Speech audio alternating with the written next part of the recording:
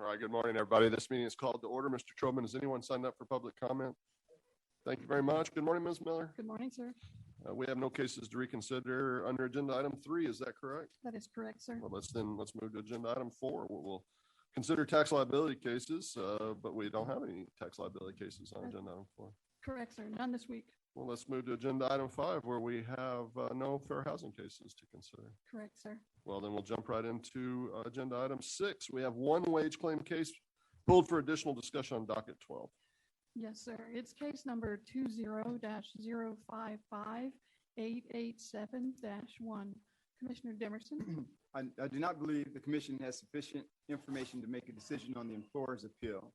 IRS publication 15B in the section titled number 4, Rules for Withholding, Depositing, and Reporting of Taxable Non-Cash Fringe Benefits, such as the leased company vehicle that the claimant was allowed to use for personal reasons, indicates under election not to withhold income tax, that an employer may elect whether to withhold income tax from the value of the fringe benefit, but must withhold applicable Social Security and Medicare taxes.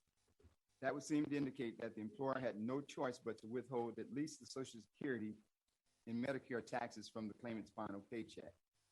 This case is more complicated than it would be otherwise because the year-end earnings statement for the value of the personal use of the company car for the preceding year, 2019, did not show any amounts withheld at all, meaning that the value of the fringe benefit was merely added to the yearly total and left to the claimant to work out with the IRS. There's no explanation in the record for why the employer handled the withholding differently in those years. It is clear that the IRS rules relating to taxation of fringe benefits for employees are some of the most complex rules of all. I'm not satisfied that our current information is sufficient to evaluate what amount, if any, the employer should have withheld from the claimant's pay for the value of the fringe benefit in the year she resigned. Accordingly, we should rehear this case for additional information on the relevant IRS rules and on why the 2019 PUCC earnings statement showed no amounts withheld. Both the claimant and the employer should have the opportunity to offer documentation and witnesses regarding what the IRS would expect an employer to do with the fringe benefit in question. I would agree to rehear. Thank you. We will rehear the case. That was the only case pulled under this agenda item. Has General Counsel provided you with the wage claim short form dissent list yet? They're working on that as we speak. Thank you.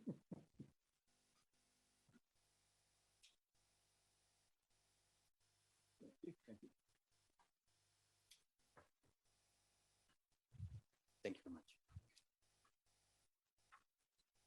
I move we accept staff recommendations on the remaining wage claim cases on docket 12. I second the motion except for those cases on which I am dissenting as reflected on the wage claim short form dissent list for docket 12.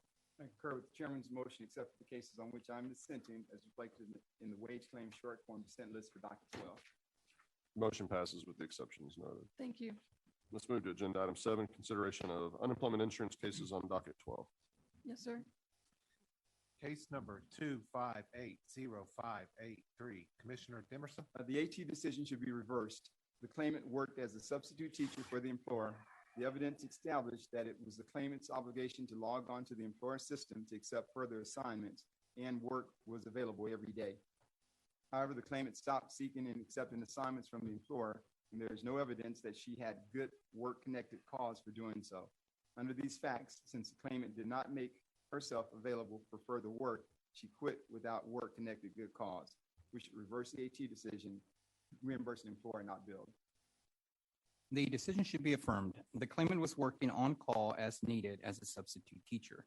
The claimant did not know at the end of one assignment when her next assignment would begin. Therefore, the claimant was laid off at the end of her last assignment. Such a separation is non-disqualifying and the employer's account should be billed. Affirm the AT, reimburse an employer billed. Reverse the AT, reimburse an employer, not billed. Short form dissent. Yes, sir. Commissioner Alvarez. Case number 2609157. Commissioner Alvarez. The decision should be modified. The claimant was required to drive to perform his job, but his license was suspended. The claimant's son and he have the same name, and an outstanding ticket from Kansas, where his son lives, was placed on the claimant's driving record. It was not the claimant's ticket. The claimant had no idea it was issued until the employer checked his driving record as part of the annual review. The claimant hired an attorney, and ultimately the ticket was thrown out, but the claimant's efforts to resolve the issue were delayed by the pandemic. There is no evidence that the claimant committed misconduct. This was a case of mistaken identity. Because the claimant was unable to perform his job as a result of state law, the employer's account should be protected from charge. Modify the AT, no misconduct, no chargeback, state law, sever validity of claim. The AT decision should be modified. The claimant was aware that he needed to maintain a valid driver's license as a condition of his employment. It also appears that the claimant's license issue stemmed from his negligence and failing to address an outstanding traffic ticket. The claimant failed to handle his personal life in a way that would not affect his work, and his failure to maintain a valid driver's license constitutes mismanagement of his position of employment. We should modify the AT decision, misconduct, no chargeback, sever validity of claim issue. Modify the AT, misconduct, no chargeback, sever validity of claim. Short form dissent. Yes, sir, Commissioner Alvarez.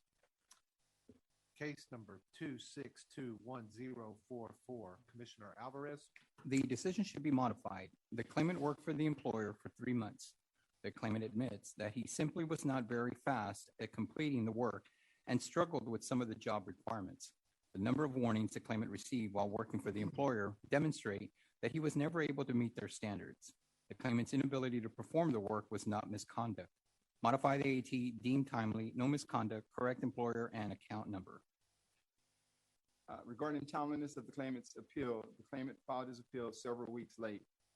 He was not misinformed of his appeal rights in the AT decision, nor did he raise a complaint of misinformation in his appeal to the commission. In fact, the claimant provides no reason as to why he filed his appeal late. As such, the claimant's commission appeal should be dismissed for want of jurisdiction, and the underlying decision of misconduct should be left in full force and effect. In addition, the employer's name and account number should be corrected. However, even if the claimant's appeal is deemed timely, he should still be disqualified on the job separation. The weight of the evidence fully supports that the claimant mismanaged his position of employment by engaging in call avoidance. The claimant's initial statements to the commission confirmed that the claimant had received prior warnings for call avoidance and that his behavior did not cease after these warnings. As such, the claimant's testimony to the contrary, including his denial of the final incident, is not credible. Thus, if the claimant's appeal is deemed timely, we should modify the AT decision, misconduct, the employer's name and account number should be corrected.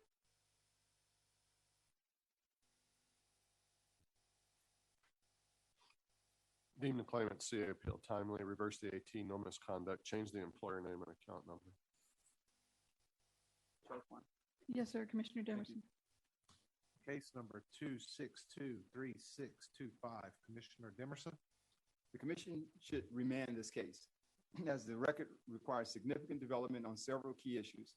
First, it appears that the employer is a home health agency, but the home health care president was neither mentioned nor addressed by the AT.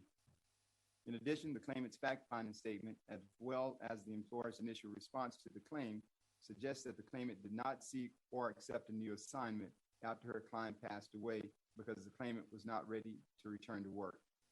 The parties should clarify whether further work was available to the claimant after her last assignment ended, whether the claimant declined to continue working, and why. Finally, the record also requires development regarding the claimant's alleged health concerns regarding her job, COVID-19, and her daughter's health. Proper disposition of this case requires that each of these issues be addressed before we render a decision. Accordingly, we should remand this case to back to the appeal tribunal for the reasons so stated. The decision should be modified. Correction, the decision should be affirmed. The parties agreed that the claimant was laid off due to a lack of work when her client passed away. The employer has never alleged that the claimant failed to make herself available or that the claimant turned down work. The claimant was laid off when she was not offered a new assignment, and no evidence has been presented of misconduct. Affirm the AT, no misconduct chargeback. I concur with Commissioner Demerson's request to remand.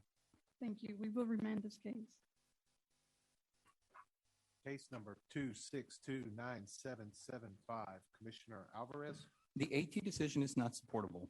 When the warehouse manager to whom the claimant reported tested positive for COVID, the employer encouraged the claimant and other employees to take a leave of absence to quarantine.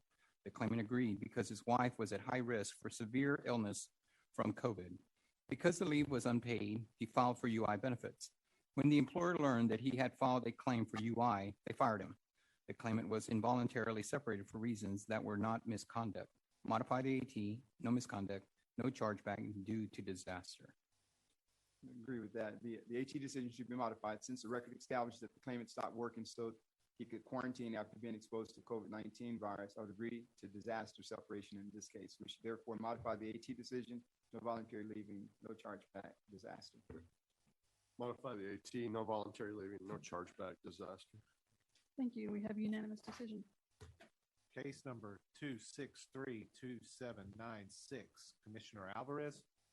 Due to the economic impact of COVID-19, the claimant was demoted from a sales manager to a sales representative. His pay was reduced from $5,500 per month plus commission to straight commission.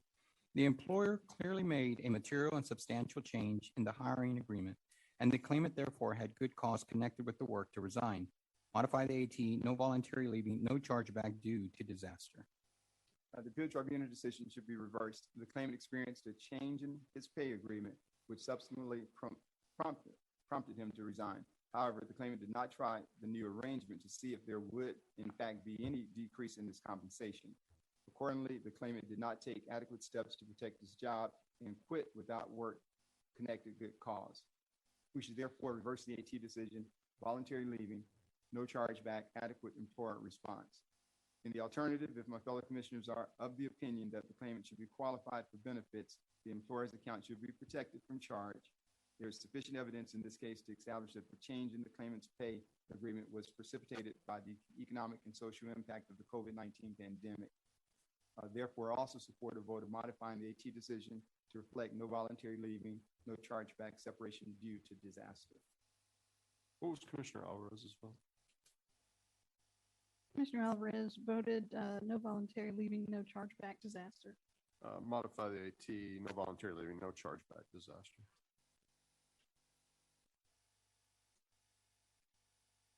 All right. Commissioner Emerson? I'll agree with that. Okay, then we have a unanimous decision. There's one remaining issue that needs to be addressed, which is the adequate response. This should be voided because the claimant is granted benefits. But I don't have any votes on that. Commissioner Alvarez, you pulled the case.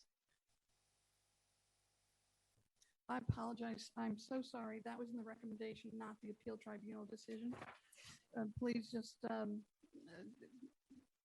ignore what I just said about adequate response. The vote is adequate. It's fine. You're forgiven. Thank you, sir. Case number 2658174, Commissioner Alvarez. The decision should be reversed. The Texas Workforce Commission stated repeatedly on Twitter that unemployment claims would be dated when claimants were laid off instead of the date claims were filed. Executive staff also gave interviews stating that they would use the last date worked as a basis of the claim instead of when it was filed. This information continues to be available on the internet and has not been corrected.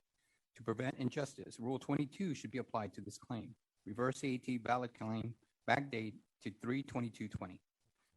The AT decision is supportable. The claimant could have filed his initial claim at an earlier point, but did not for reasons that had nothing to do with misinformation from TWC or the factors outside of his control. That his employer ultimately did not compensate him for the pandemic-related furlough does not change the fact that he could have filed his claim earlier and simply reported any payment that the company may have ended up giving him. Accordingly, we should affirm the AT decision. The claimant has not shown good cause to backdate his initial claim.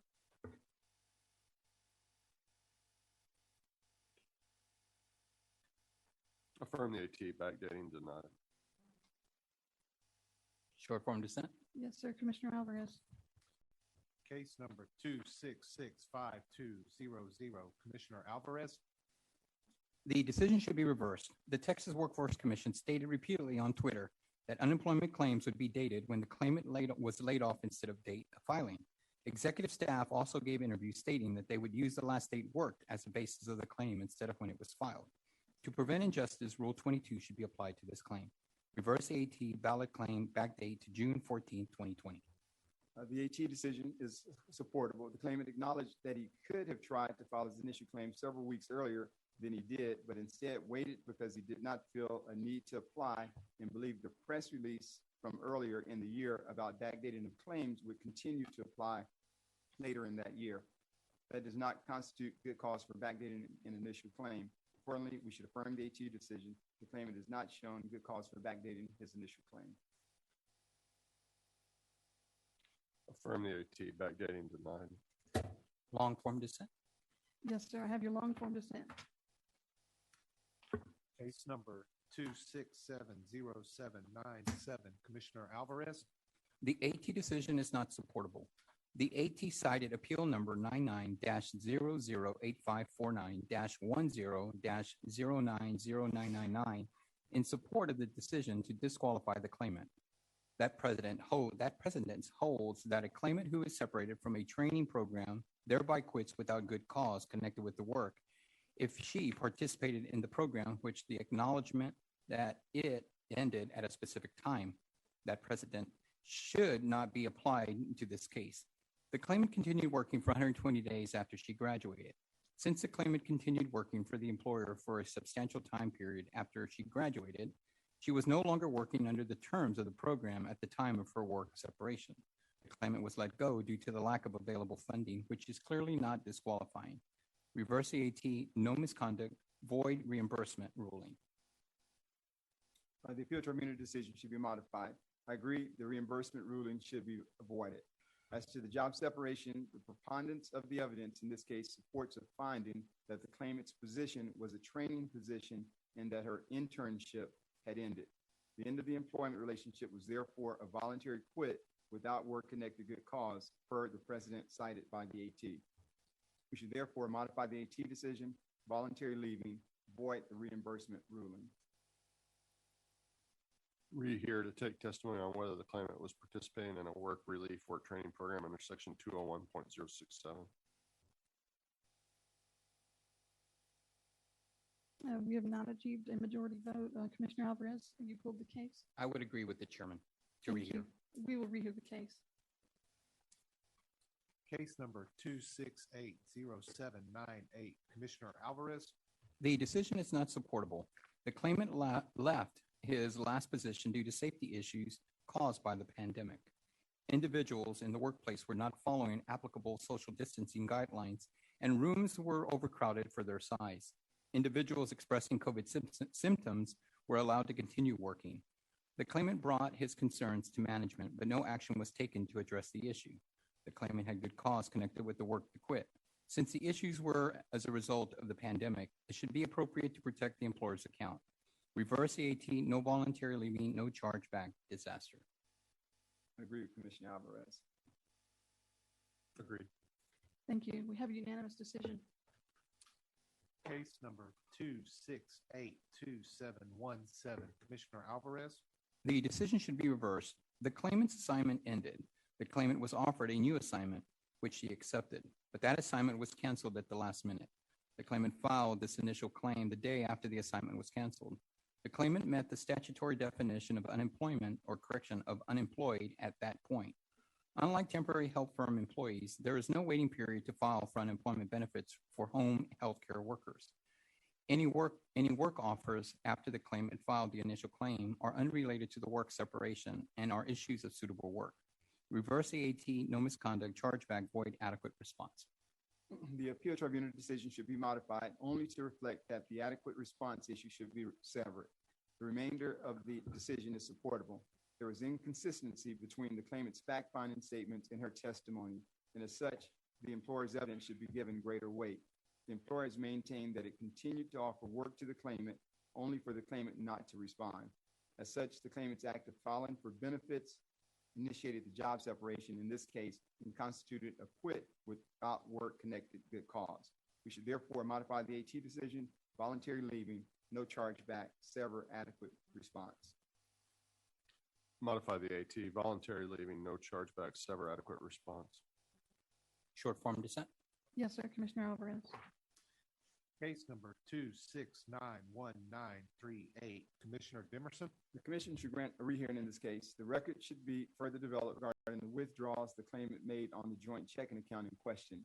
The employer stated that the claimant had continued to make withdrawals from the account after the other joint holder had passed away.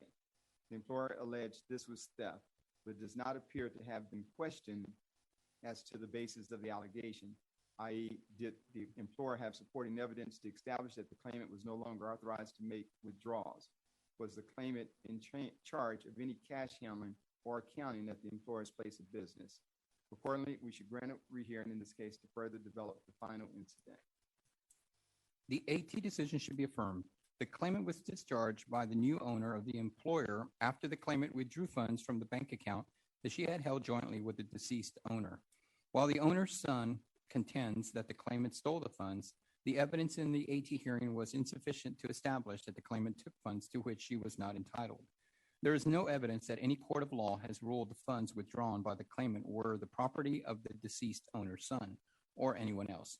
Additionally, the circumstances for which she was discharged were unrelated to her actual employment. The employer did not meet its burden to establish misconduct by the claimant. Affirm the AT no misconduct chargeback.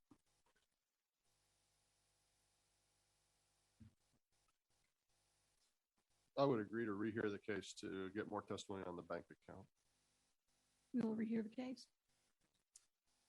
Case number 2704693, Commissioner Dimerson. We should modify the appeal tribunal decision because the record supports the conclusion that the claimant's pregnancy was the primary factor which led to the job separation. The claimant should be qualified for benefits and the employer's account should be protected from charge. Accordingly, we should modify the AT decision, no voluntary leaving, no chargeback, separation caused by pregnancy.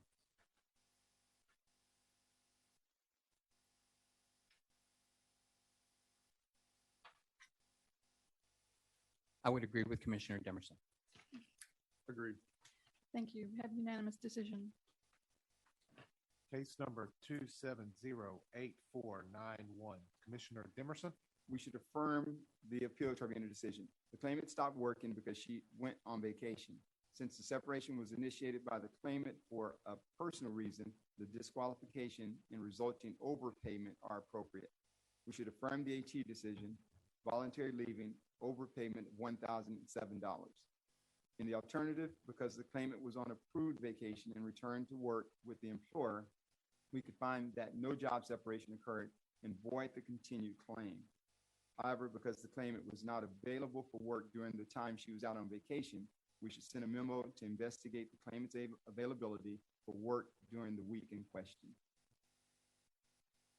The AT decision is not supportable. The claimant filed her initial claim due to the employer's reduction in hours.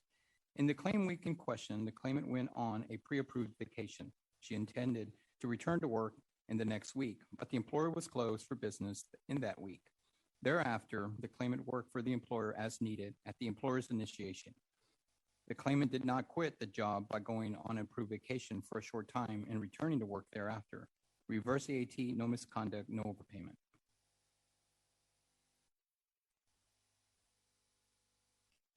Reverse the 18, no misconduct, no overpayment. Sharphorn. Yes, sir, Commissioner Dimerson. Case number 2709643, Commissioner Alvarez. The decision should be reversed. The claimant was on maternity leave in February, but intended to return to work on March 2020. The claimant provides facials and does not and makeup as an independent contractor. The claimant could not perform any of her customary work with mask or in a socially distanced manner. Because the claimant was unable to perform work, she should be eligible for pandemic unemployment assistance. Reverse the AT, PUA eligible. The AT decision is not supportable. The evidence shows that the claimant meets the requirement of Section 2102 of the CARES Act, which established that the PUA program. Specifically, she is an individual who is not eligible for regular compensation under state or federal law and provides self-certification that the individual is self-employed and meets the requirements of subclause 1. And subclause 1 of the eligibility criteria relates to an individual who is otherwise able to work and available for work within the meaning of the applicable state law, except the individual is unemployed, partially unemployed, or unable or unavailable to work because a child or other person in the household for which the individual has primary caregiving responsibility is unable to attend school or another facility that is closed as a direct result of the COVID-19 public health emergency, and such school or facility care is required for the individual to work. There's no requirement in section 2102 that the date of the last work be within the PUA coverage period. At the AT hearing, the claimant testified that she intended to return to work 6 weeks after the birth of her child, but could not do that due to the lack of daycare for the infant and the school being closed for her school-aged child. Thus, we should send a memo to UIA and OS regarding the proper date for her PUA claim and recalculate any overpayment based upon that date. Accordingly, we should reverse the AT decision. The claimant is eligible for PUA. Send a memo to UIA and OS regarding the proper date for her PUA claim and recalculate any overpayment based upon that date. Reverse the AT. Claimant is eligible for pandemic unemployment assistance, no overpayment. Thank you. We have a unanimous decision, and we will send the memo, sir. Case number 2709784, Commissioner Alvarez. The decision should be modified. I do not dispute the earnings adjustment.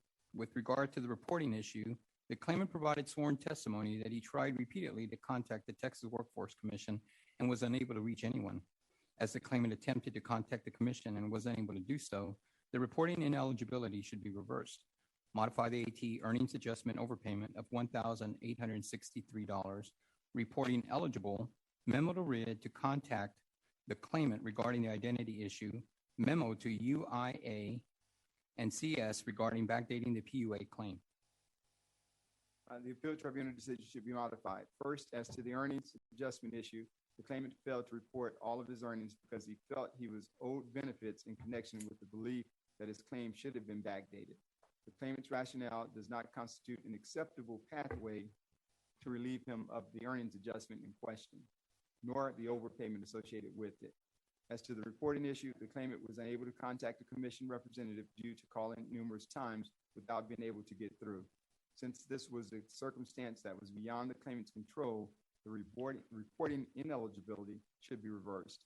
We should therefore modify the AT decision, earning adjustment, overpayment of $1,863, reporting eligible. Modify the AT, reporting eligible, earnings adjustment, overpayment, memo to investigate backdating the claim. Thank you. We have unanimous decision, and we will send that memo. Case number 2713329, Commissioner Dimerson.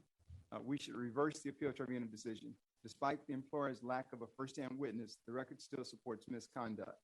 The claimant was discharged for performing car repairs for personal clients after hours using the employer's facilities. While the claimant states that his supervisor had observed these activities, the claimant did not establish that he had authorization to do this. In fact, in prior statements to TWC, the claimant stated that he did not have permission to do side jobs on the premises. Furthermore, he admitted that his final incident, a customer had asked him to perform a job. This statement contradicts the claimant's testimony that a sister dealership had asked him to work on the customer's car. Because the fact-finding statements were taken closer in time to the job separation, they carry greater weight. Thus, the preponderance of the credible evidence established that in performing side jobs for customers and using the employer's facilities without permission, the claimant mismanaged his position of employment. We should reverse the AT decision, misconduct, no chargeback, adequate employer response. In the alternative, because of the employer's appeal to the commission was not successfully received by TWC, we should rehear this case for submission and review of these documents. The AT decision is supportable. The claimant was discharged for working on other cars while off the clock. His supervisor was aware of his actions, and other employees did the same thing. The claimant's actions, therefore, did not rise to the level of misconduct connected with the work. Affirm the AT, no misconduct, chargeback. Reverse the AT, misconduct, no chargeback, adequate employer response. Short form dissent. Yes, sir, Commissioner Alvarez. Case number 2715516, Commissioner Dimerson. We should reverse the appeal tribunal decision. First, although the employer presented two firsthand witnesses to the behavior which led to the claimant's discharge, not a lot of detailed testimony was taken from these witnesses. Fortunately, the employer provided written statements of what transpired during the meetings with the claimant.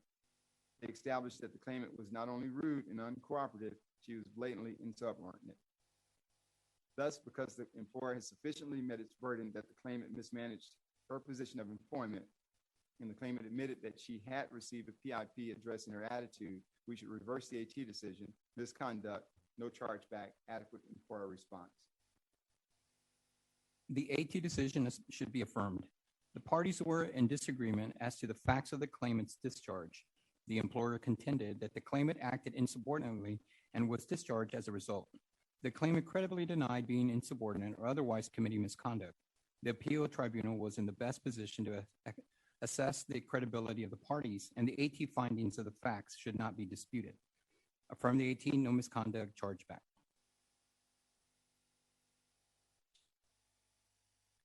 Reverse the AT, misconduct, no chargeback, adequate employer response. Short form dissent. Yes, sir.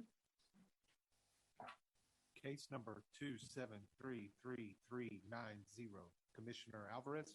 The decision should be reversed. The claimant has asthma and is at risk of severe illness if he contracts COVID-19. The CDC recommends that those with asthma keep away from others, avoid crowds, and stay home as much as possible during community outbreaks. The claimant quit his job when he was transferred to an assignment that increased his interaction with the public. The claimant was following the guidance published by CDC when he resigned his position. Reverse the AT, PUA eligible, no overpayment. The AT decision should be modified. The claimant had filed an earlier PUA claim that met the requirements, but in late May 2020, he quit his part-time job as a security guard due to fear that at a new assignment, he would have contact with more people than before and thus be at a higher risk of catching COVID-19.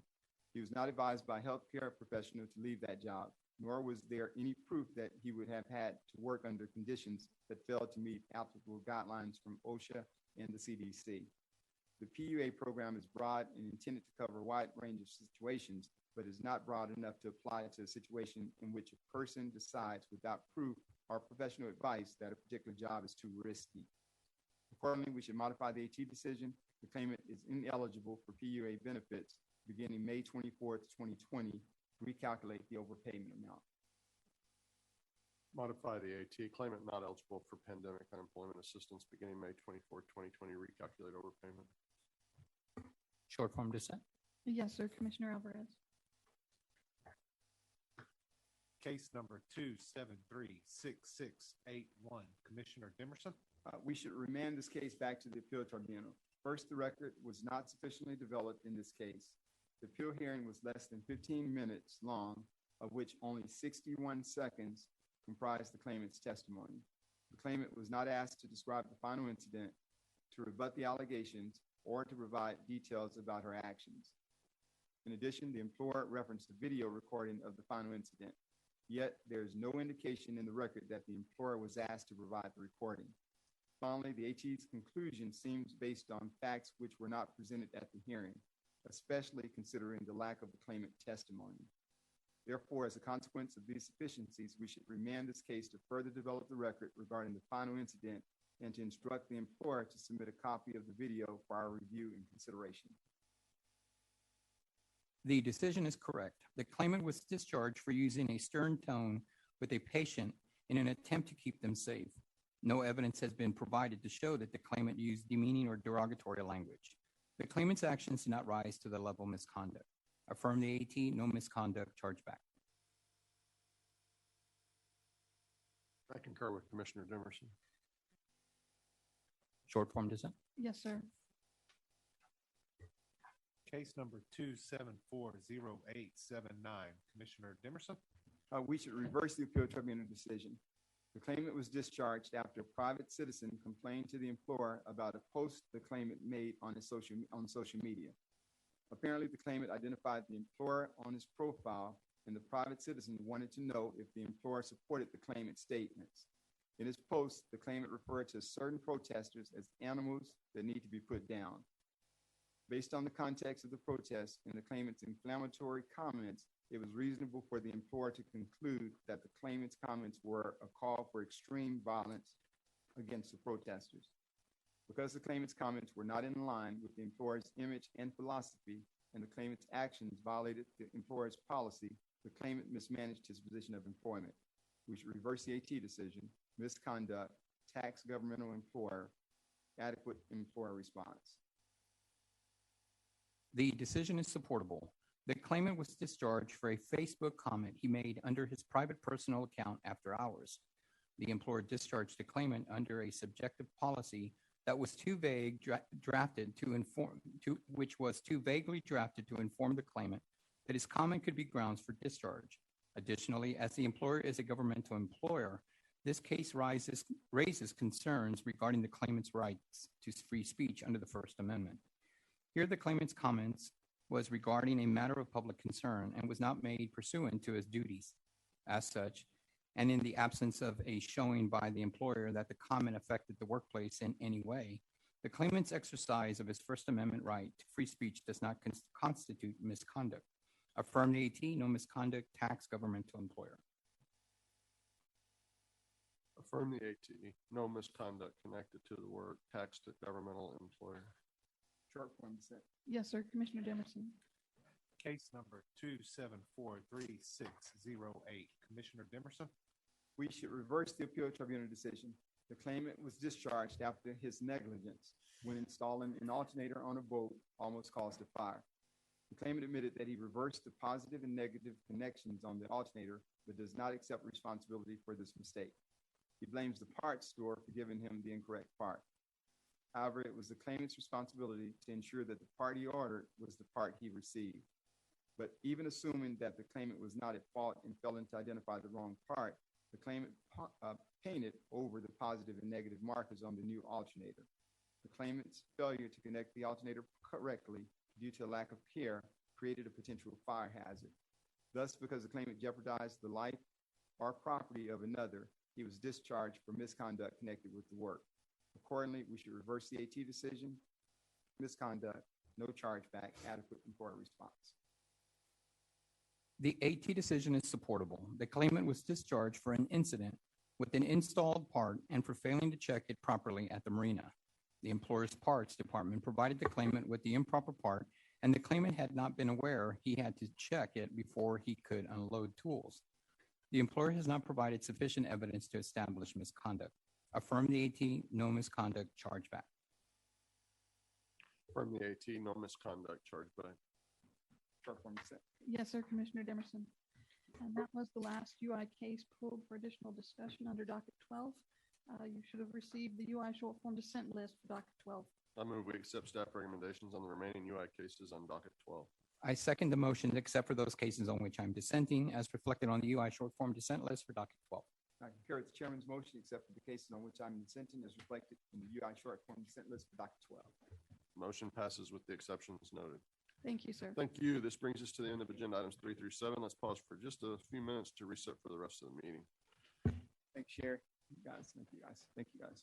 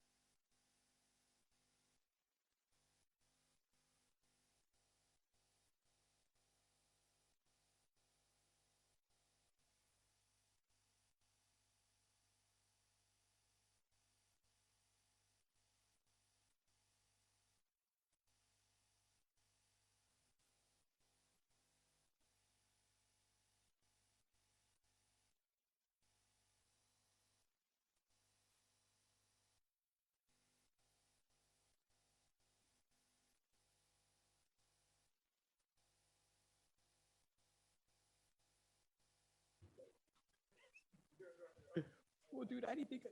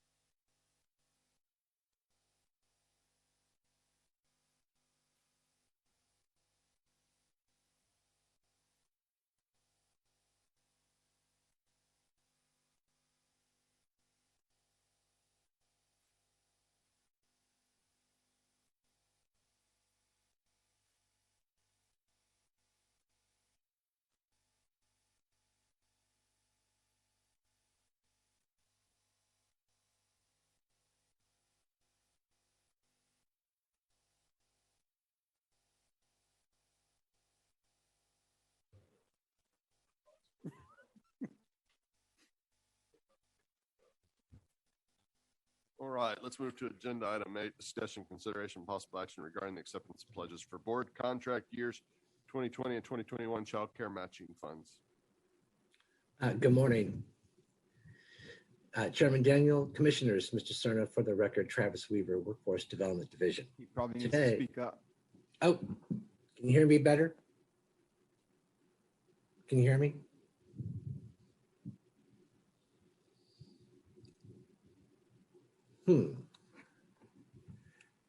Travis, just make sure you speak up really, really loud. Okay. Can you hear me now? Speak up a little bit, Travis. Okay, I feel like I'm gonna be yelling on my side. Okay. Good morning, Chairman Daniel, Commissioners, Mr. Cerna, for the record, Travis Weaver, Workforce Development Division. Is this better?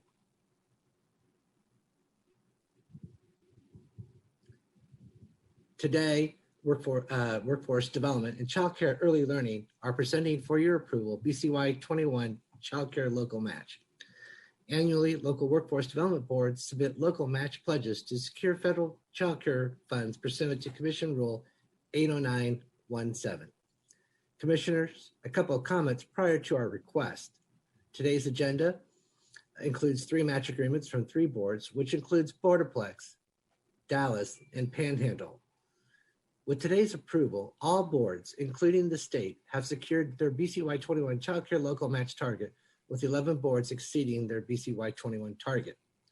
Boards have secured 105.13% of the statewide child care match target compared to 109.66 at this time last year.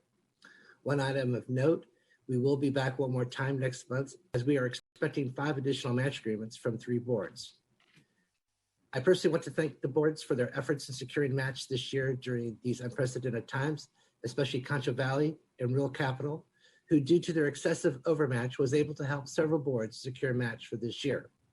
Today, staff requests commission acceptance of child care pledges for donations, transfers, and certifications of expense for BCY 21 in the amount of $935,000. Commissioners, this concludes my comments for BCY 21. I'm happy to answer any questions. Questions or comments? None here, Chairman. None here. Is there a motion? Chairman, I move that we accept child care match in the amount of $935,000 for board contract year 2021. Second the motion. It's been moved and seconded. We're unanimous. Thank you. Thank you, sir.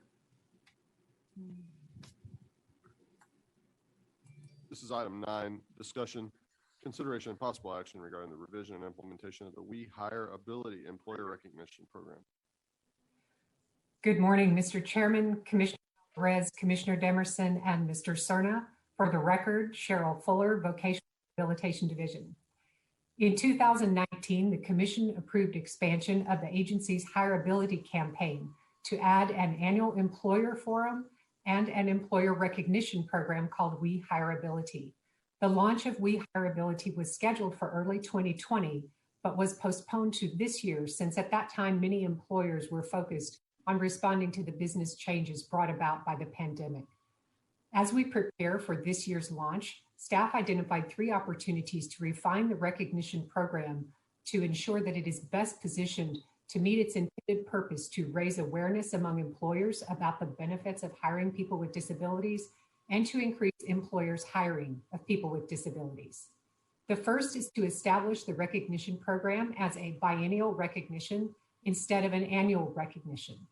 The benefit of this lengthened time frame is that it would allow additional time for us to partner with recognized employers to collect, promote, and disseminate best practices and resources that can encourage other employers to hire more people with disabilities and develop inclusive workplaces that support retention and advancement of people with disabilities.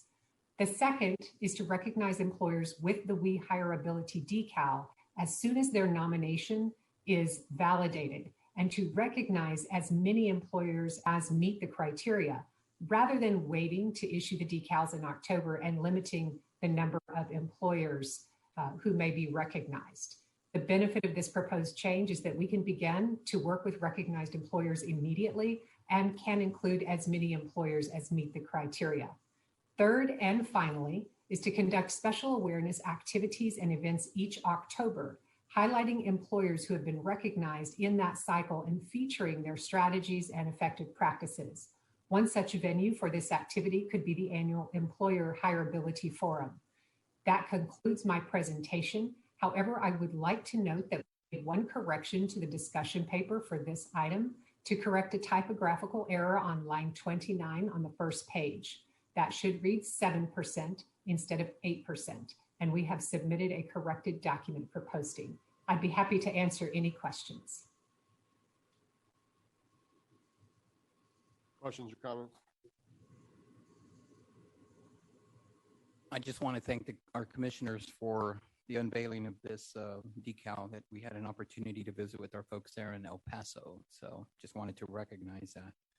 And Cheryl, I wanted to also acknowledge the good work that you guys have put forth in putting this together. Thank you, sir. Commissioner Alvarez, Commissioner Daniel, Cheryl, I think it's a good program. It's one that models the We Hire Vets program. And so, Cheryl, talk to me about what's different with the We Hire Vets program and this program, because We Hire Vets, I think we're doing that year round. And so that program is working. And this one's modeled after that. I'm not sure why we can't continue in that vein. I think the employers, I know on the We Hire Vet side, we're recognizing throughout the year, and I would think that we could do the same thing on this side. Is it a staff situation or so? And then I may want to suggest that if it is that, it may be an intern with a disability would love to probably do something along these lines. I know Bob Gear helps out, but I'm not sure putting it off every other year, unless there's some great amount of work that's taking place there. I'd love to kind of look at some other things before we simply do it every other year. Cheryl, Yes, sir. Let me kind of just attempt to address just a portion of that. We agree, sir, that ultimately it would probably be, not probably, but it would be worthwhile to shift this to an annual. We were just kind of thinking that initially, in order to build a pool and to promote the program, to do something biannually would let us build the number of employers that are in the program, share best practices, and get more employers engaged in participating in the program. One of the challenges that an employer has in hiring an individual with disabilities is based on the disability. Sometimes the employers have to make accommodations, and they're willing to do that. Mm-hmm.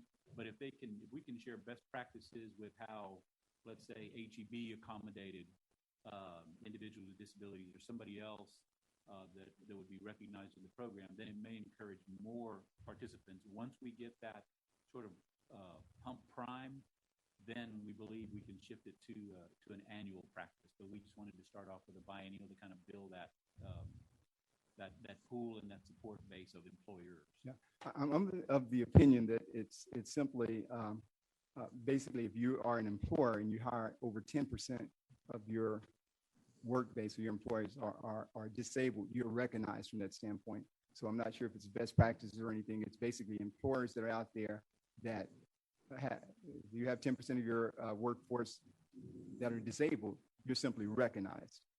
I think that's the way that works. And so promoting that through the RCT, the employers that I talk to, I'm not sure if there's a heavy lift involved from the employer standpoint, aside from reporting, I have 10% of my employees that are disabled. I want to recognize that, put my application in, it's verified, and there's a decal that's displayed. If you want to hold the decal for over 2 years, that's fine from that standpoint. But I'm not sure why we would do it 1 year, wait another year based on if it's mimicked after the We Hire Vets program. I'm not sure I see the difference. I don't think it's, and Cheryl, you can correct me if I'm wrong, I don't think it's withholding the decal as much as the broader, having an award, a broad recognition program. So, Yeah, I Cheryl, think that, you can correct me if I'm wrong. Yes, sir, that is correct. And one of the things we have identified in the research we have been doing and in the feedback we have received from some of our RCT members is there remains a gap in the availability of resources and to some degree the dispelling of myths associated with hiring people with disabilities. And what we have seen over time is the powerful positive impact employers who are developing diverse workplaces and hiring people with disabilities can have to encourage other employers in their particular sector, industry sector. So the idea would be having more time to work with recognized employers to develop those materials and resources would allow us to do more to provide information and resources to employers at large and hopefully encourage their participation as well. okay.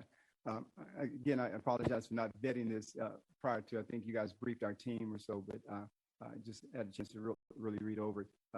Again, if I can do anything from the employer standpoint, let me know. I don't think that it needs to be every other year. So I'm going to be recognizing them throughout the year, period. And so just like we do it, We Hire Vets, I think we can do the same thing with We Hire Ability from that standpoint. But if we're going to make it stronger, then we'll go from there. And I'll just do my part to make sure that we are recognizing that we're still promoting that aspect. So, Yes, sir. Mr. Alvarez, anything Commissioner on your side? Demerson, I agree with you. I mean, those were questions that we had asked to Cheryl and her team.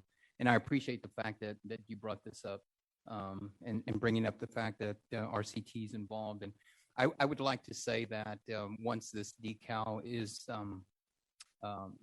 awarded to local communities or local businesses, that we market it the same way we do We Hire Vets, as Commissioner Demerson and has done, and the folks before him by taking pictures, informing employers. I think that's the best way to do it. And certainly I agree with Commissioner, if there's anything we can do to support, someone to assist you with the marketing campaign, and you have great staff there with you, Cheryl, and anything you can do to promote that would greatly be appreciated.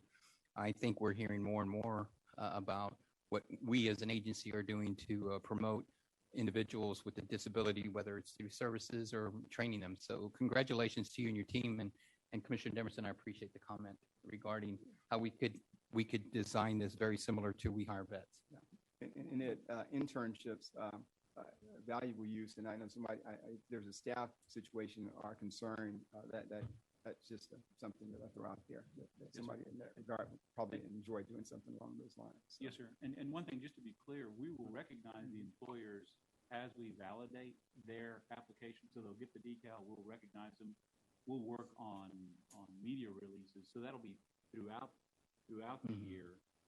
I think what Cheryl was talking about is a broader recognition where we bring employers in either virtually or live and have this sort of a larger event to recognize all the employers that achieved it. But I hear exactly what you're saying with regard to us not waiting 2 years to recognize the employers that are hiring individuals with disabilities. And that's not our intent. Our intent is, as they submit an application and we validate it, we will have a sort of a mini event their area, they'll get the decal, we'll issue a press release, and we may have multiple press releases, but then have an organized event biannually is what we were thinking. Okay.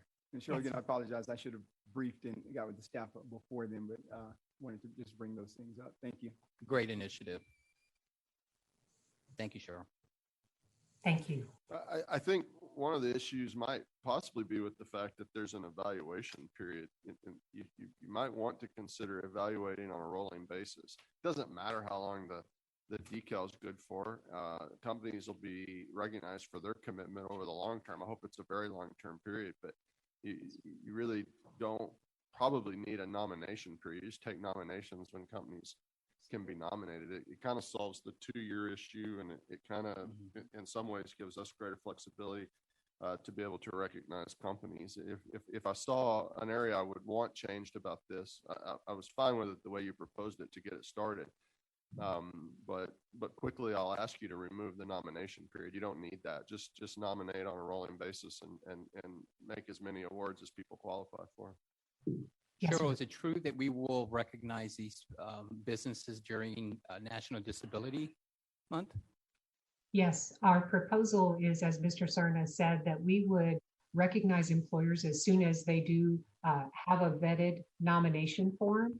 But then October, National Disability Employment Awareness Month, gives us a particular opportunity to have special events to recognize the employers and to really promote their practices to larger audiences. So it's about recognition as they receive the decal, and then really elevated recognition of those practices during October.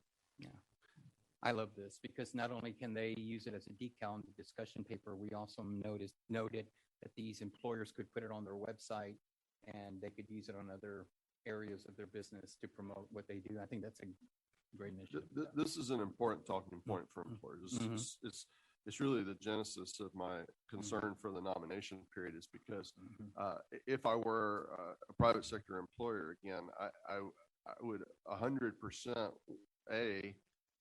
utilize TWC's programs for hiring folks with a disability, many different kinds of disabilities, many different kinds of skill sets.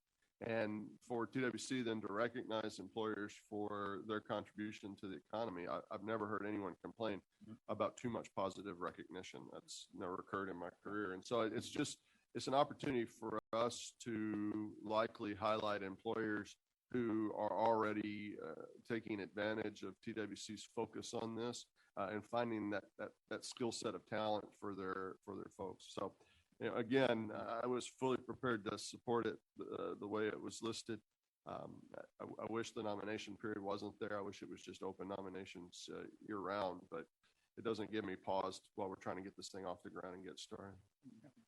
Mr. Chairman, good comments regarding the nomination cycle year round. Something that could definitely work. And like, this is fun to me because it reminds me of our trip to El Paso years ago when we were kicking this off. And so you guys had fun. I remember that trip. Yeah, remember that. So, okay. I have no recollection. No other comments.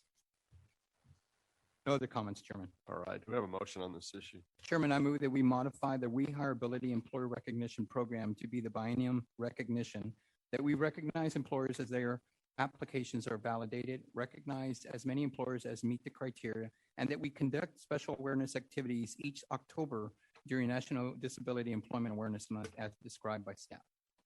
Second. It's been moved and seconded. We're unanimous. This is agenda item 10, discussion, consideration, and possible action regarding the purchasing from people with disabilities program central nonprofit agency management fee. Good morning, Commissioners. Mr. Serna, Juan Garcia with the Vocational Rehabilitation Division. The Texas Workforce Commission administers the Purchasing from People with Disabilities PPD program. Texas Human Resources Code Section 122.019 authorizes TWC to contract with a central nonprofit agency, or CNA, to perform certain administrative functions of the program.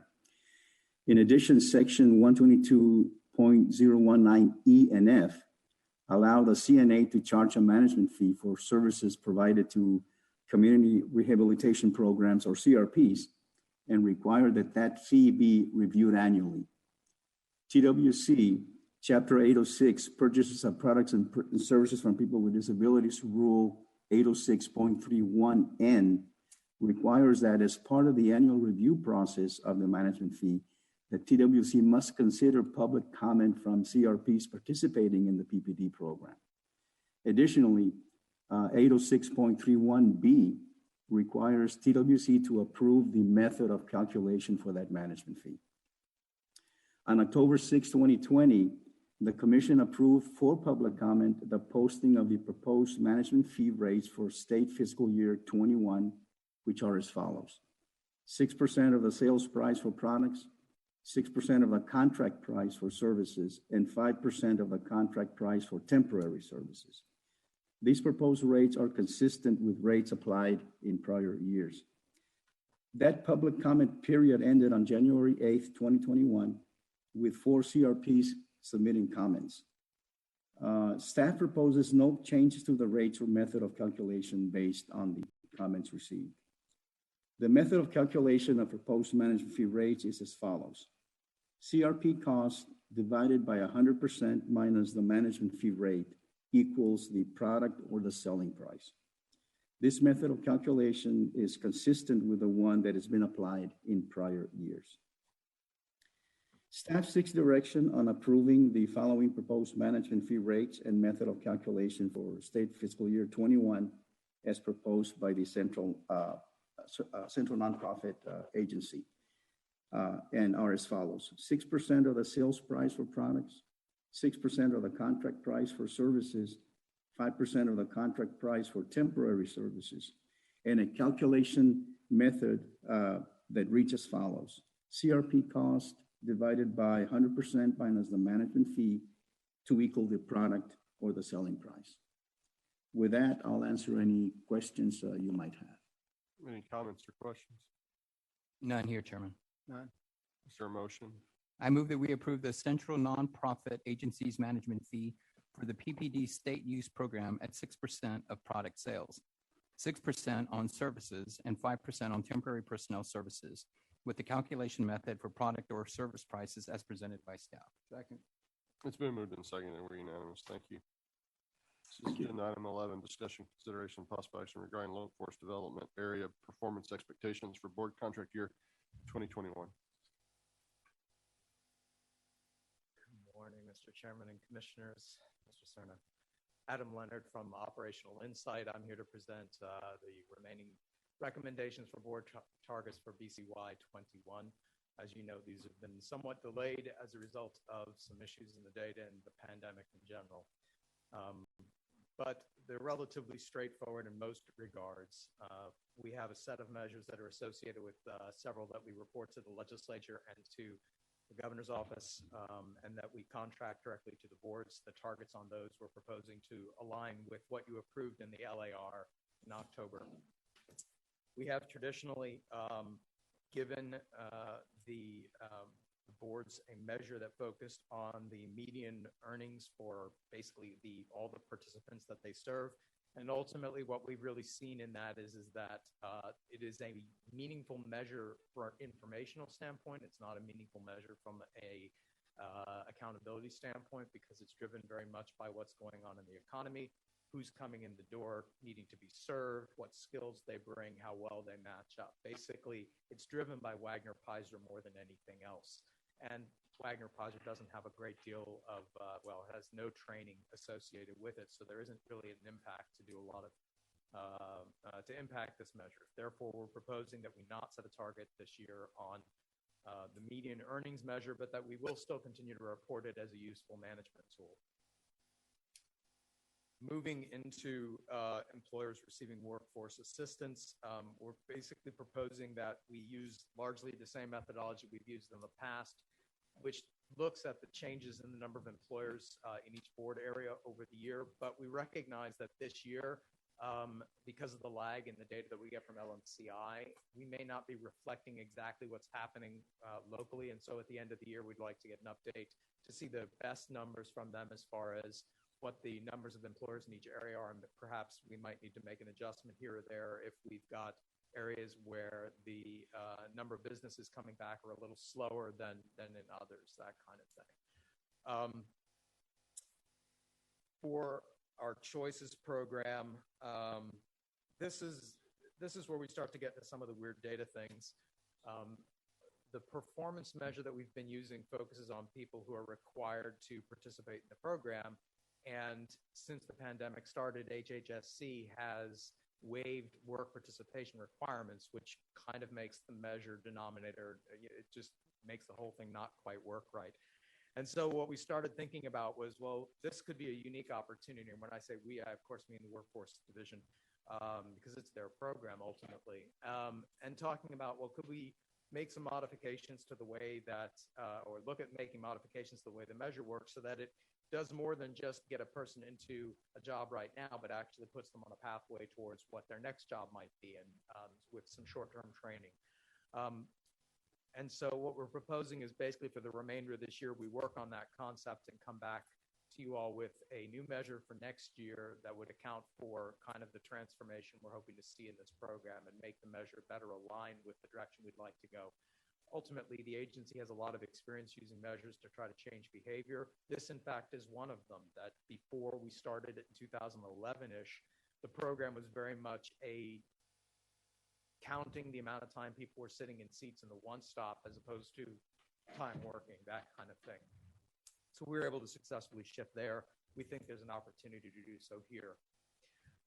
And then lastly, we have our claimant reemployment within 10 weeks. Now, for almost the first half of the year, everybody was exempted from work search, right? So from July to November, which is half of the performance period, basically. What we're proposing is that we would go ahead and set targets for the January through June claimants, so for half a year essentially, and that we base it largely on what we saw happen in the Great Recession, because if you look at the first 2 years of the Great Recession and the unemployment rate and the situation there, it looks an awful lot like it does right now, in the sense that the unemployment rates are very similar, and we think the performance is going to trend upwards. So happy to answer any questions you might have about these recommendations. And beyond that, I mean, we basically, for those measures, we focused on the performance during the Great Recession for each board, looking at kind of a min-max range of 40 to 50%, as opposed to closer to 60% that we were seeing pre-recession. But we would anticipate next year, things are going to be looking a lot more normal. Questions or comments? None here, Chairman. None. Thank you, Alan. I have some questions. Okay. So three of them are state performance measures that we report via the legislative process. Are the other performance measures on this list, are they a requirement of some other program? So the number of employers receiving workforce assistance has a lot of alignment with a federal piloted measure. It's essentially the numerator of a measure that they call market penetration, which is the percent of employers being served. So there's kind of an alignment there. There aren't targets on that yet, but there will be, I believe, a year from now. The feds are going to do that. Choices was, there is a federal measure that let's just say that we don't have a lot of trouble meeting the federal measure. And so in order to try to challenge ourselves, we developed this measure to try to really push the program more towards work back 10 years ago when it started.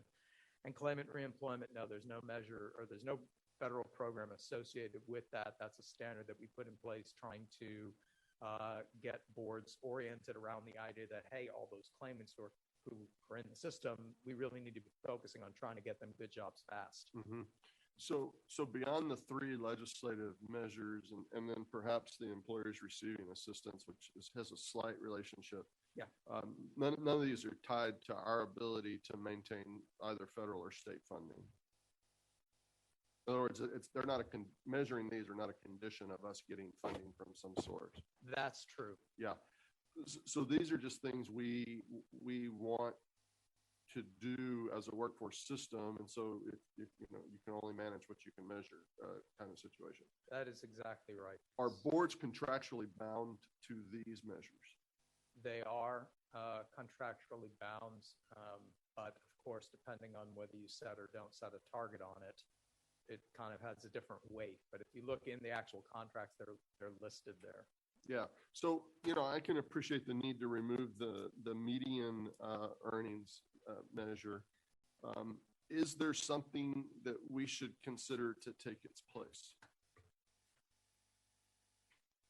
For this year, it would be a big lift. In the long run, well, two things. One is we do have earnings measures, median earnings measures for our adult dislocated worker and youth programs, which are programs that have significant funding available for training. So where you can actually impact those outcomes more directly. So that does exist. One of the things we've also talked about, though, as kind of our own twist on a measure is instead of focusing just on the total amount, focusing on earnings change for people who go through some kind of training or education program. So how much are we able to, use that training to make a positive impact on somebody's earnings over time? Mm-hmm. And so we definitely have that kind of penciled in as something we're working on. It's just we haven't been able to get to it this year because, a few things came up. Mm-hmm. Well, you make a fair point about a few things coming up. And you also make a very fair point. I'm not suggesting we should replace it for this particular board contract year. I think that's an impossibility at this point. While I think you're sometimes capable of the impossible, this is not a time I would choose to ask you for that. Well, it's a reputation I'd rather not lose. On employers receiving workforce assistance, why not just eliminate the TW assisted part from what we're measuring the boards against? You indicate in your summary that we've modified the methodology for several years in a row. That would tell me that's not the methodology that we need if we keep modifying it. Yeah, so you're absolutely right. And for the benefit of the audience, we measure this two ways. One, employers served locally, which are those who are either self-serving or who are receiving staff assistance through the one-stop. And then those that TWC only serves, which are primarily going to be employers who are getting assistance through WOTC. And yes, ideally, the performance report that was written about 12 or 13, maybe 15 years ago would exclude the TWC only people, but it doesn't right now. And so we've kind of used this target approach as a way to zero out the impact. So at the end of the year, no matter how many are served by TWC high or low, we just kind of subtract them out, and the board is ultimately held accountable for the local target. Mm-hmm. So perhaps I'm simplifying this too much. Instead of spending time each year modifying these to make them fit, have we considered modifying the performance report to get actual measures that work for us? We have. We're a little bit in between right now on that, in the sense that report and many of the reports we depend on are part of the old Twist legacy web report system. And we're in the process of trying to move into the data warehouse and build new tools there that would replace those reports. This is on the list. It just wasn't on the list to do quite this early because there are a few management reports we've got to get pulled together for the boards that they're accountable for now on other measures that aren't very well aligned in the Twist system. But definitely, I take your point and would agree with it that this measure really should be focused on what the boards are doing locally. Yeah, and so I'm leading up to a comment that I'll reserve for later because I want to ask a couple more questions that are just procedural kind of things. On the local workforce development board measures, we specifically coming in to full work rate on choices. I agree with that. This is really looking at claimant reemployment. We are adjusting on last year's, well, actually it's not claimant reemployment, it's the one before that. We're adjusting on last year's actual performance and not adjusting on last year's targets. So in other words, we're only judging the performance of business units on what they were able to do last year, not on what we wanted them to do last year. That is true, and part of that is what I would describe as a artifact of the Work in Texas replacement project. We have recently discovered that the vendor product that we purchased treats certain types of postings differently than we used to treat them in the old system. And so until we can kind of get that resolved, what's happening is that these employers who are in fact getting served in our system, we'll pull them down from the National Labor Exchange, they are available for matching. They may be getting referrals, et cetera. The way that VOS is set up right now is it doesn't tie that posting from the National Labor Exchange back to an employer to allow us to count it.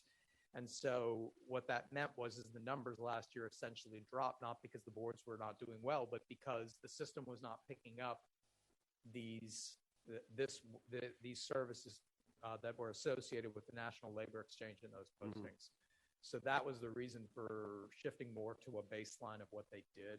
I agree, though, completely with your point that we weren't going off the expectation. Well, my unmitigated joy for the limitations of work in Texas are no secret. So I really dislike the fact that we allow ourselves to be hamstrung by our capabilities to measure something and not just measure what we need to measure. I'm not a local workforce development board, nor I'm an executive there.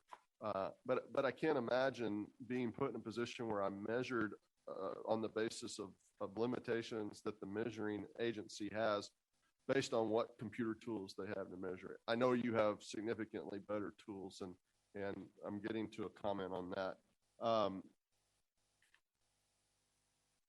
So on choices, moving to that one, did we agree we were going to cancel that out? We will agree to do that at some point. Will we move away from that? I understand this is a unique situation we find ourselves in, pandemic related, but is your thinking that we'll use this look-see opportunity for the rest of this board contract year to find a more meaningful measure, or will we go back to what we were measuring? What's your thinking on that right now? What we envision is that we would be trying to develop the measure that guides the program for the next X years, that this is about the future, not about the past. And so, yes. Yeah, and similarly on the 10-week reemployment,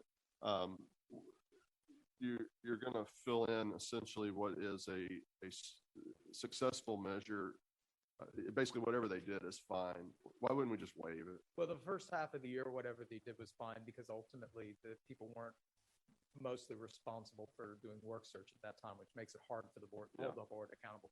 But in this last half of the year, they are subject to work search. The economy is getting stronger. We do want them in the business of focusing on helping reemploy claimants. And so that was the thinking about why not exempting them, just from the measure for the whole year. Obviously, that is an option. It's just not one that we really considered at the time. I don't know that I'd be in favor of exempting for the whole year. I suppose I have a philosophical problem with putting in data and saying whatever you did was fine instead of just saying you're exempted for this time period and you're subject to the rest of the time period. They are exempted for the first part of the year under this proposal. It's just a mathematical game we're playing to try to make the numbers work out because I can't run it with the existing report from January to June yet. So that's I'll figure it out. That's another limitation of the computing system or the reporting system, perhaps. Yeah, talking about it now, I think I've come up with a way that I can make it work January to June, the performance period work January to June with the targets in here and just ignoring July through December. I've got an idea. And then lastly, this is on the January to June part of it. This is where we're pulling up some calculations from the Great Recession, but that's not problematic for me. There are some similarities economically between the two.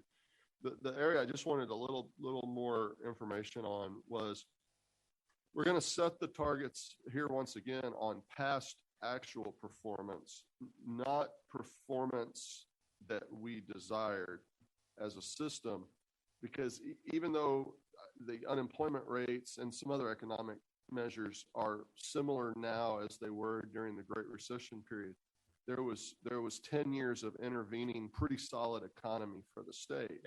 So to go back and grab sort of just past performance as the measure, not past sort of targets as the measure, again, I raise that concern. When we peg things to what we were able to do, not what we wanted to do, I think it makes it more difficult for us to continue to push forward. I understand completely. So normally the way that we actually run this target is we look at a mix of industries of the claimants, that where they're coming from, because we have found that certain industries tend to have stronger or weaker outcomes, that kind of thing. It was just coming out of this recession is a little different than the last one in some ways, similar in others, obviously. And we really weren't quite sure how to set an expectation, just given the fact that, I mean, even 4 weeks ago when we were working on this, we didn't anticipate how fast, vaccines were going to start rolling out in Texas. We were hopeful, but I got my shot 6 days ago. I didn't expect to have one before the end of April, given my age and comorbidity conditions. So it's a lot of moving parts. Yeah. So just sum it all up for me. Some stopgap measures here, understandable. My main concern sort of lies in watching you make machinations on things to sort of suit the measuring programs, not what actually needs to be done here. And so I suspect there'll be a measure on your request, a motion on your request. Before we do that, assuming there's no disagreement from my fellow commissioners, here's what I'd ask you to do. I think there's a commission meeting on or about June 9th, somewhere around there. I would ask you to bring at that whatever commission meeting is closest to June 9th. I would ask you to bring it can even be preliminary, but a fairly decent look at what do we really want to be measuring? What do boards need to know about their own performance? What do we need to know about boards' performance? And how can we do a better job of establishing measures that are fair to boards, that they have a legitimate shot of achieving while still accomplishing the things that we're supposed to be accomplishing for the people of Texas. So I'm not asking you for it to be ready to vote on. I'm just asking you to come to us and tell us if you really want a legitimate set of measures that are fair to everyone involved, including the taxpayer. These are some things you need to consider as a commission. This is what it would take. This is how we would have to staff it. This is what it might cost, so that we can, as a commission, start making some informed decisions about how we're going to measure our performance. I think we got a great story to tell. I don't always think TWC spends enough time telling our story as well as we could tell it, because we got a great story to tell. I think you're an integral part of that. I appreciate what you're doing here, but I want to give you a chance to shine. And I think the only way we're going to do that is to really talk about these measures. Well, Mr. Cerna and I have had several conversations around the idea of relooking at some of these measures, and I know that you've obviously got a great deal of interest here. So the opportunity is in front of us, and I think that we can come to the table with a solid set of general recommendations about what a good system of measurement would look like when it comes to the boards by June. Thank you. He has an item pending. Is there a motion on what he's laid out, or additional comments or questions would be in order at this time as well? So, Chairman, after hearing what you had to say, I have a motion that I had prepared, but I would be okay with delaying this item if you'd like. And then obviously putting a work session in place and inviting the boards to participate, if that would be okay with you. Commissioner, my response to that would be there's no reason to delay on my account. I'm comfortable with what was proposed. It does not interfere with our ability to do this on June 9th or the work session that will result from that, because I think we do need to put some things in place for this board contract year. Anything I might think about changing would be for the next board contract year, because I want to be fair about this. So it would be your call. I have no objection to a work session. I think that's a great idea. But I do think that what's pending today, we probably need to vote out so that he can shore up the rest of this board contract here. Okay. I was gonna suggest that with the commission's indulgence, these measures are for the upcoming year, that we have a work session, that we come back and propose improvements to the measures. We have been having conversations at a staff level, and that then we basically find out from the commissioners, the commission, the policy setters, here's what we want to measure the system doing. Now, staff propose measures to us that get us to this point, which is what I think the chairman was saying. Okay. With board input, And it could be that there's an opportunity for, our employers say, well, here's how I show success. I don't show success by this. I show success by this. We need to take that into consideration as well, I believe. I agree with If we you. can get these measures just for this upcoming year taken care of, that Well, we're halfway through this year, so some of it. So we probably need to shorten this up. So yeah. So Depending on the measure, we're halfway or a little coming around the bend.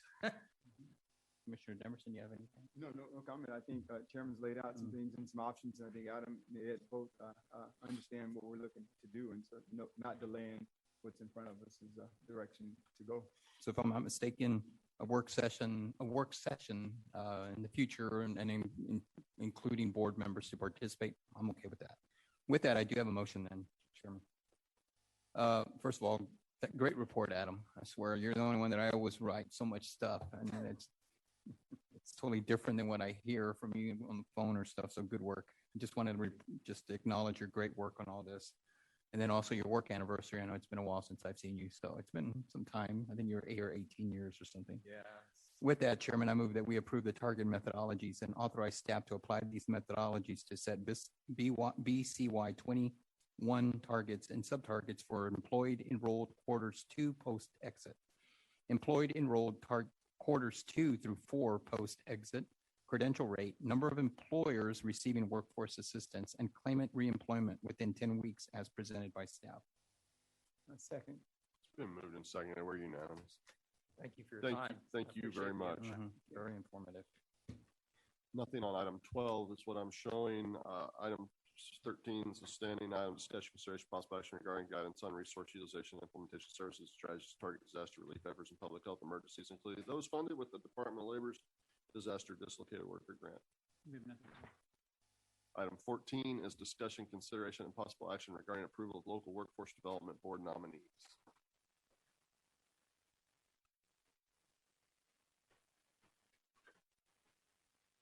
Hey, Shanta, either our volume's turned down or you're muted, and I don't know which one it is.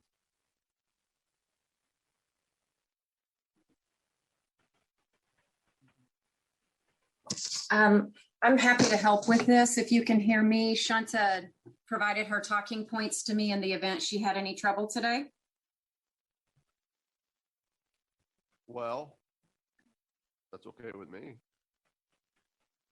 Okay, this is Courtney Arbor, Director of the Workforce Division.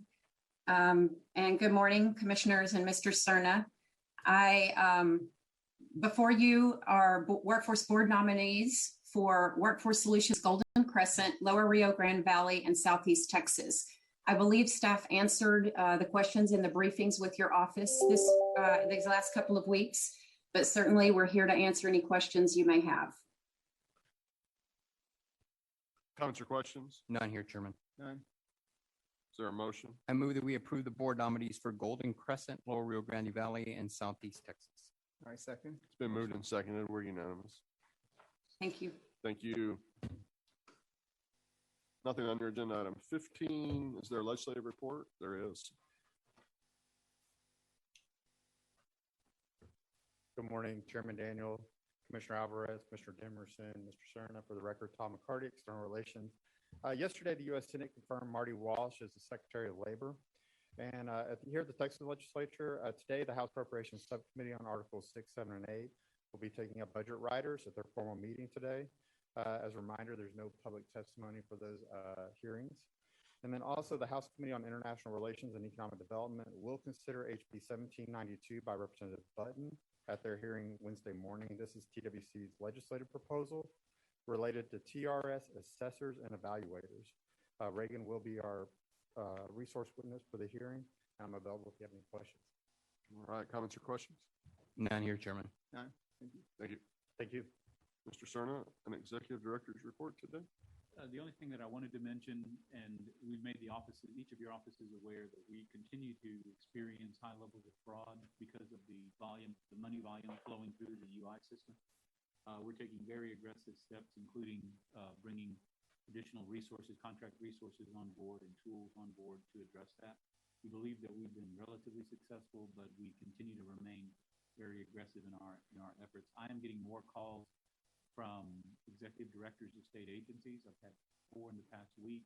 I'll be sending a letter out to all executive directors of state agencies and probably university presidents, pointing out to them that this situation is occurring, and some of the steps at a very high level without any details, because some of them are concerned that they have a system breach or that we have a system breach, and that's not the case. I can guarantee probably 99% that it's not their system, 100% that it's not ours. So I'll be sending out a communication, and then we're also going to be sending out communications in general for employers and individuals concerning what they need to do if they suspect fraud. So we'll share those communications with your offices. And that's all I have. Thank you. Any questions or comments? No, thank you, Ed. No, I was just going to say in terms of that communication, that's a good route to go to really get it out to the public, because I'm getting more and more calls from employers that have been hit with that fraud. So, okay. Is there any other item of business come before the commission? None here, Chairman. I just appreciate that we're improving on the way that we communicate with our constituents by having these meetings in person. So thank you, Ed, for making the accommodations for that. And maybe maybe just kind of a helpful hint, maybe inform those reporting to us if they can just do a mic check prior to commission meeting. I just feel like I want to make sure everybody hears what's going on, and I'm sure that we can improve on that. So thank you for that. We're going to have a note that we will have a complete practice session the day before. That's awesome. Thanks, Ed. Yeah, I just want to commend the IT team. Yes. Me in particular, James in particular. A lot of times he really takes care of a lot of business for those of us who are not as technically astute, but appreciate the work those guys are doing. We thought James was part of your staff. It's you. I see him over at your office more than mine. So, but thank you. We appreciate the work of the IT team. All right. If you'll indulge me on a point of personal privilege for just a moment, I want to congratulate the newly crowned Southern Collegiate Athletic Conference women's basketball champions. That would be our Trinity Tigers from San Antonio, under the senior leadership of Jordan Rudd, Annie Wise, and Emily Daniel. And the head coach there is Cam Hill. Joe Shotland's the first assistant. There's no NCAA conference in Division III this year, so we're gonna let them claim that as the Texas National Championship. And I'm very proud of these young women. Those seniors, that was their last collegiate game, so we're going to unleash them on the world in May. And I hope the world is ready, because these young women, they're going to get it done. So congratulations, Trinity Tigers and the Southern Collegiate Athletic Conference champions. Well said, Chairman. Go Tigers. All right. Any other business? Is there a motion to adjourn? Chairman, I move that we adjourn. A second. It's been moved and seconded, and we adjourn, and we're adjourned. Thank you.